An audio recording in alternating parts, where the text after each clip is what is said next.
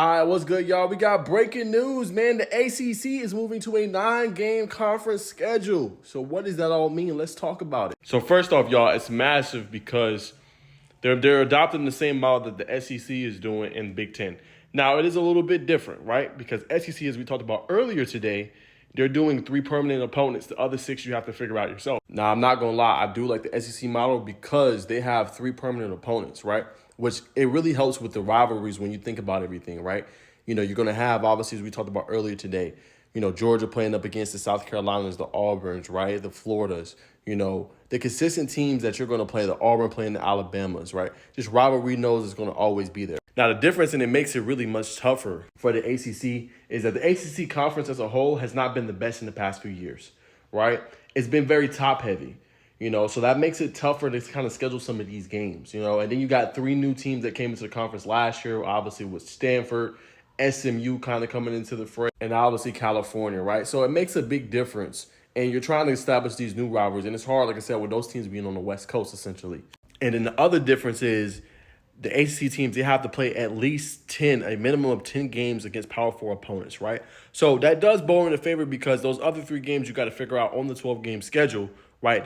One of those teams has to be a Power 4, right? So that does give that kind of intrigue there, compared to who you're going to play, right? For example, Georgia Tech, that Power 4 opponent is going to be Georgia. They're not going to do away with that rivalry. That's just too big of a game. Both teams, I know Georgia's been dominating the rivalry, but both of those teams are going to want to keep that. But then it makes it tougher because it's like, well, how much do you want to put on your team? You know, you want to challenge them, but then at the same time, you don't want it to be too much, right? So how do you find those other 2 games since now you're going to have a 9-game conference slate that you really have no, choice on, right? You know what I'm saying? So they're going to have to find 2 other games, which, that also hurts the group of 5. Because sometimes you'll see group of 5 upsets the Power 5 or the Power 4, however you want to say it. So that takes away from them and their fan base and seeing them play up against a quality opponent. That part kind of going away as well in the ACC. So there is multiple layers to obviously unpack here. It's very interesting and intriguing to say the least. But I don't know if it helps or hurts. The ACC has to just get back to the conference that they once were, right? Which was a conference that was consistently pumping out teams. Like this year, for example, y'all, they're going to have probably Miami. It'll probably be Georgia Tech, Louisville, and it'll be Florida State, right? The rest of the conference is very mediocre. You know what I'm saying? Besides that. Now, Syracuse has an outside chance in order to make some noise. 3-1. They beat Clemson. Clemson was supposed to be that team this year, but they're struggling right now. But the problem is outside of the top 5, maybe top 6 in the ACC, the conference is not very good. Very mediocre team, so it makes it tough, especially when you're trying to get to a college football playoff, right? You do have the one bid to automatically get in, but outside of that, like how do your other teams get in when the conference slate don't really help you? You know what I'm saying? Especially when teams don't have good records, mediocre at best. It makes it tough. So as a whole, as a conference, ACC has to get back to what it's once been.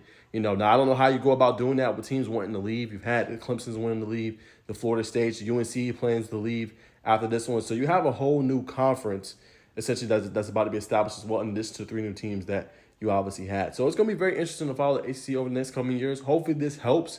But then again, at the same time, I don't know because the conference hasn't been what it once was. But here's the official statement from Jim Phillips, the ACC commissioner. He says, "We have been incredibly intentional throughout the discussions on ACC football, including the future of our conference schedule. Today, the athletic directors of 17 football playing institutions overwhelmingly supported a regular season schedule that included 9 conference games and a minimum of 10 games each year against Power 4 opponents. This positions the ACC as one of only 2 leagues committed to having every team annually play a minimum of 10 games against Power 4 opponents. This will be in additional discussions and more details to be determined, but today's decision showcases the commitment and leadership of our ADs in balancing what is best for strengthening the conference and respective programs. As specified in the conference constitution, the model will be presented to the faculty athletics representatives for formal adoption." So there you have it. That was the official statement by Jim Phillips, the commissioner of the ACC. So like I said, we'll see how it goes. If that helps in the long run, obviously all the ADs approved it, so they obviously wanted this to come. I do think, however, the minimum of 10 games against Power 4 opponents does help. It gives intrigue to regular season games. It does help the conference in terms of them going up against other conferences and making the games more interesting and being more on TV and getting revenue share and money. But at the same time, the ACC has to be better as a whole when it comes to football and then their teams, right? You need more competitive football. The game against Clemson and Georgia Tech, that was a good one. That really helped out. That was, I think it was 4.7 million, one of the most watched games. Like, you need more games like that, right? Coming up in 2 weeks, Florida State versus Miami, right? You need them type of games in the ACC, the rivalries between those two teams going head to head, being in the same conference, right? You need those type of games in order to continue to strengthen and help the conference. Because right now, you're a little bit behind the 8 ball, right? You got the SEC that's way ahead. You got the Big Ten that's way ahead as well. You got to find a way to be able to close that gap. So we'll see if this is one of the things that helps close it. But nonetheless, very interesting move by the ACC to adopt this 9-game conference slate.